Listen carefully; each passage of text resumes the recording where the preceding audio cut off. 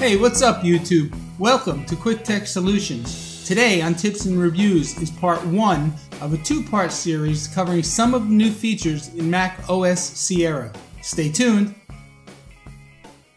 So Mac OS Sierra brings Siri to the desktop. Siri can be activated by clicking on the icon in the upper right hand corner of the menu bar, as well as in the dock. Siri can also be activated by holding down the Command key and the spacebar. Let's take a look at the system preferences for Siri and see what else we can do.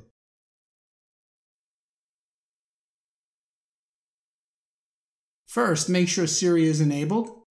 And if you want Siri to appear in the menu bar, make sure there is a check mark here. You see, Apple gives us choice of different languages, as well as different voices. The ability to turn voice feedback on or off, the ability to select different microphones, and different keyboard shortcuts. Apple also gives you the ability to customize your own shortcuts. You just have to make sure that the keys you use are not being used by other system shortcuts. That being said, let's give Siri a whirl. Siri, find restaurants in my area. Here's what I found. Wow, didn't realize that there were that many restaurants in this immediate area. Thank you so much, Siri. I live to serve. And there you have it, guys. Siri with her typical personality on the desktop. Apple has improved the way we manage our storage in Sierra. Let's take a look. To bring up this dialog box, simply click on the Apple menu and then on About This Mac. Make sure the Storage tab is selected. If you hover over the colored areas, you can see exactly how your space is being utilized.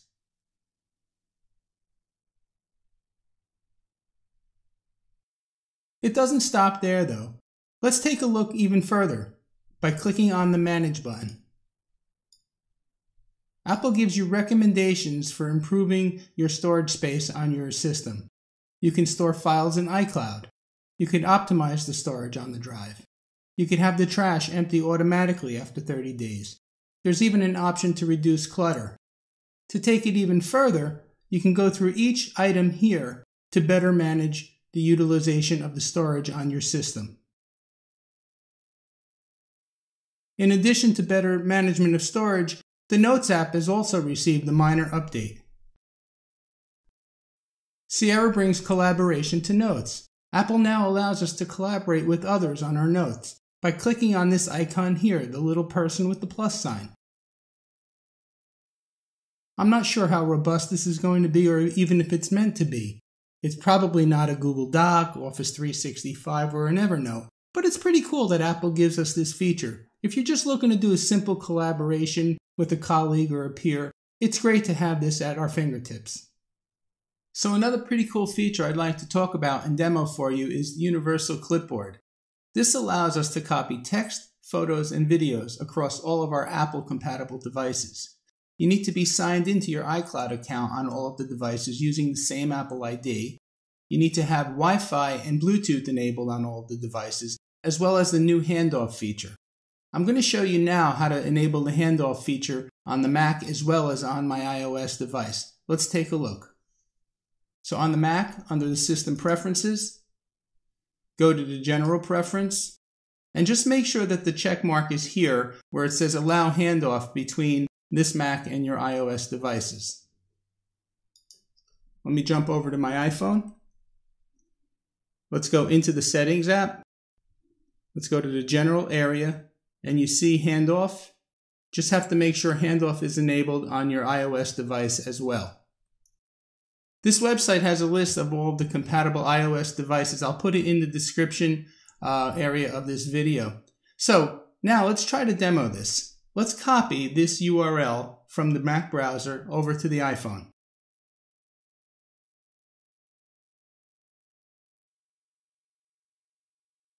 Let's launch Safari. Let's paste the URL into the URL area. There it is. And there's the website. Pretty cool. Okay, let's do another test. This time, let's go from the iOS device to the Mac. Let me launch my Notes app.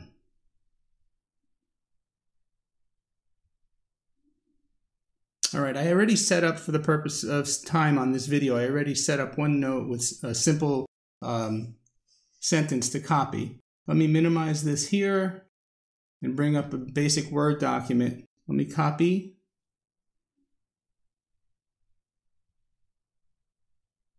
Select all and copy.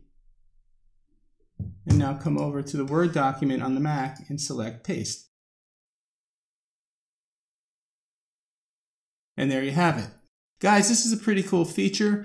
I'm excited about it. I'm not sure exactly how much I will use it, but it's a pretty neat feature to have. So Safari now gives us the ability to reopen tabs that we might have accidentally closed, and the ability to do picture-in-picture video. That's pretty cool. First, let's take a look at how to open up a tab that was accidentally closed. In my Safari browser, I currently have 2 tabs open, one for YouTube and one for Vimeo. I know I've accidentally closed tabs many times, wishing I hadn't. Now I have the ability to bring it back. So let me go ahead and close the Vimeo tab. Now by simply using the command Shift-Command-T, the tab is restored. Check it out, that is pretty cool. With picture-in-picture video, guys, we now have the ability to extract the video from the page and possibly work on something else. This works only in Safari and does work differently across different sites like YouTube and Vimeo. First, let's take a look at how to do it in a YouTube site. I have a YouTube video up. By clicking on the video, actually right-clicking or control-clicking on the video twice, you get a menu option that says Enter Picture-in-Picture. So by choosing this option, you see how it extracts the video from the page? Now that video can be moved around to the various corners of the page. You can't just drop it anywhere on the desktop, it will pop to one of the corners. Now to get the video back inside of the page, you see this icon right here with the arrow? Just simply click on that and it brings the video back into the page. Let's take a look now with Vimeo and see how it's done. So let me switch tabs. I have a Vimeo video up. Notice there's nothing to click on to extract it, and the right-clicking twice does not work either. With Vimeo, you actually have to start the video, and then the extraction icon will appear. It's right here, it's the little arrow. Let's extract it. Notice the video is playing. Again, I can move it to the various corners. I'm just going to move it back up to the right-hand corner. I'm going to close this window. I'm going to minimize it, not close it. Safari has to stay open in order for this feature to work. So let's minimize this window. I'm going to resize my video. And I'm going to bring up a Word document as if I wanted to do something else while watching the video at the same time. And there you have it, guys, picture-in-picture video. That about wraps it up today for tips and reviews. Hey, if you found this video helpful or you liked what you saw, please give me a thumbs up, subscribe to my page, and put your comments below. My name is Tony with Quick Tech Solutions. See you next time.